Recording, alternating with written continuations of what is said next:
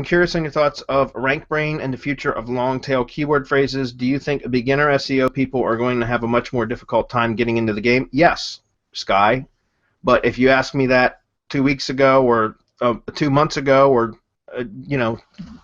15 months ago, I'd have said the same thing. And if you ask me 6 months from now, I'm going to say the same thing. Of course, getting into the SEO game later is always going to be harder than getting in sooner.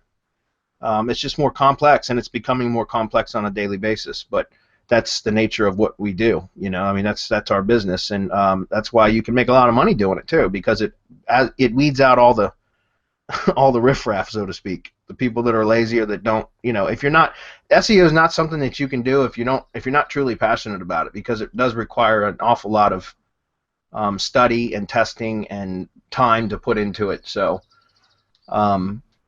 As far as, is it going to be harder for people getting into the game? Yes, but that's a good thing for those of us that are already in the game, or for those people that are incredibly ambitious, that aren't afraid to put in the work. He says, I'm having good success with long-tail phrases and wonder if the following approach makes sense. A more difficult ranking phrase would be my top-level page, and then have 3 to 4 pages with very similar keyword phrases and different content would all interlink and also link to the top-level page. Or with RankBrain, does it make more sense to focus on a single page and try to rank for all the different phrases? I think the former approach is easier, but I know Google wants the latter, and at some point they might penalize the multiple page approach. Sky, since Panda 3 or 3.1, I can't remember, it was around April of 2014, whichever one that was. It was a Panda update. I have been saying the second part of what you mentioned there, which is that it's unnecessary to build silos out now with the top-level term and then a whole bunch of very closely related keywords, each with their own separate post, to make up a silo. And in fact, I think that's over-optimization, because each one of those posts are targeting one specific keyword that is very closely related to the main keyword that you're trying to rank for. So it's almost as if it's duplicate content, even if it is unique content on each post or supporting article. It's overkill, and so I have found since Panda 3.0 or 3.1, whenever that was, back in April of 2014, that you're better off going with a long copy page and have sections, headings basically, that separate the sections where you target those additional keywords. Okay, and then if you're going to be if you need to set up the silo structure to boost that page, which is still quite, most likely it's going to be necessary, you target the really long tail stuff, or questions, stuff that you can find using tools like Power Suggest Pro, Google Suggest keyword phrases, because those are generally very long tail, they're low competition, and they make sense because it's actual search queries that people are typing into Google.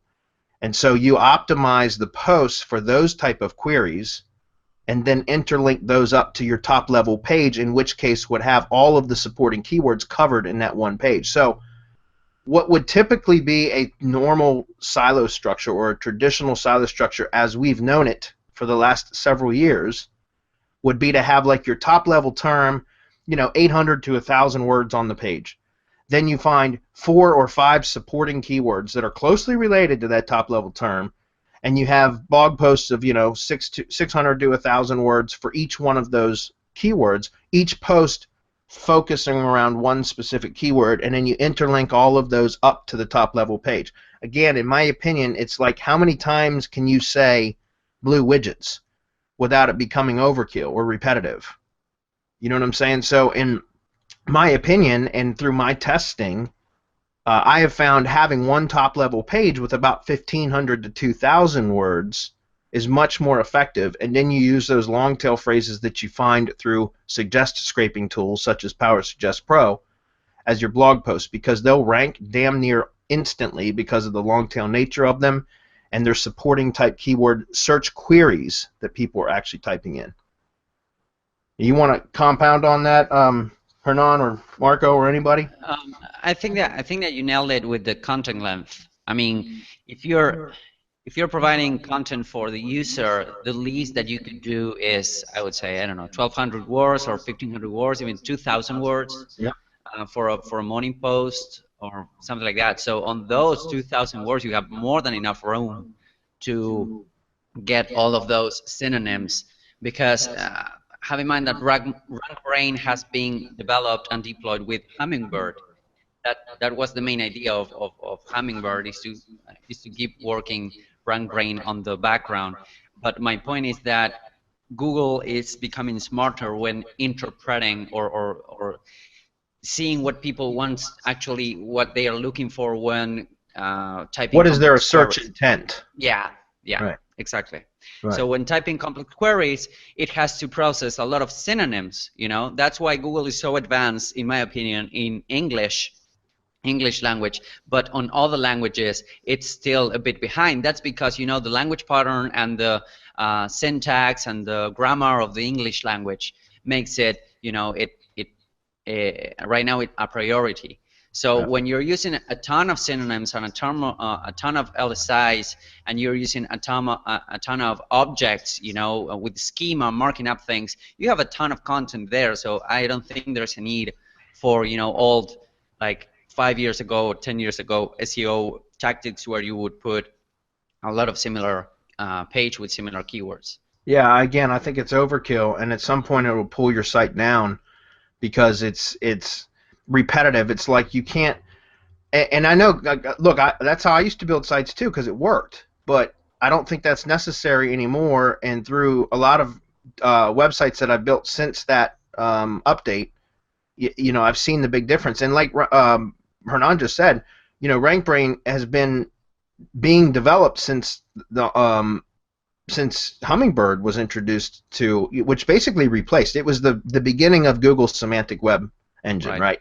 Which is what Hummingbird was, and that's where complex queries come in, and more natural language type patterns started to emerge in the search queries as far as what kind of results were returned. And a lot of that had to do with because of the voice search now through mobile devices, because people speak their search in to Google instead of just typing it in.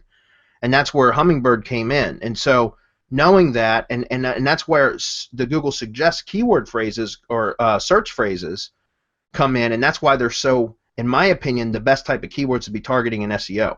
Remember, guys, the Google Keyword Planner is an SEO, it's an AdWords tool. It's for people bidding on pay-per-click keywords. It is not an SEO tool. So although you can use that to give you some ideas on search volume and such, it is not the best tool to be using for finding keywords for SEO purposes.